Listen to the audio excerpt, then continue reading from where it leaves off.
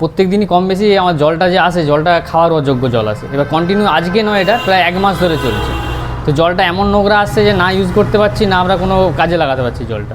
জল আমাদের প্রায় 1 মাসের মতন জল আসছে। জল কিন্তু খুব নোংরা জল আসছে, কখনো ঘোলাটে, কখনো নোংরা বালি বেরোচ্ছে জলে। জলটা খাবার অযোগ্য। পৌরসভার প্রত্যেক দিন যে জল আসে সকাল বিকেলে, আমাদের পৌরসভার কানেকশান রয়েছে 17 নম্বর ওয়ার্ডে কুশপাতা।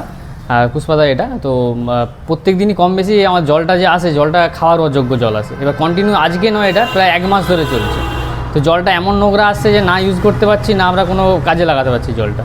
আর এই প্রবলেমটা দীর্ঘদিন ধরে চলছে, সেই প্রবলেমটাতে সলিউশন হয় সেই জন্য আমরা পৌরসভায় জানাবো এবং আর চারিদিকে জানার চেষ্টা করছি, যেখানে এখানে জানালে কাজটা হবে।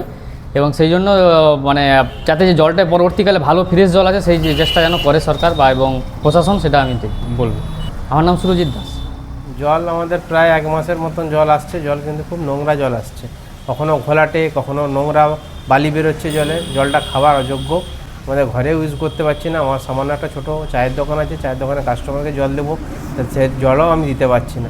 কাস্টমাররা ওপেন ডেট হচ্ছে এবং আমাদেরও ঘরে জলটা ইউজ করতে পারছি না। প্রশাসনের কাছে আমাদের বিনীত নিবেদন যে এইটা সমস্যা যেন খুব শীঘ্রই সমাধান করে। মানে জল ছাড়া তো মানুষ এক পা চলতে পারে না, মানে জলের অপর নাম হচ্ছে জীবন। জল ছাড়া মানুষ এক পা চলতে পারে না। জলটা যাতে হ্যাঁ জলে হচ্ছে জল ঘোলা বেরোচ্ছে আর এবং বালি বেরোচ্ছে।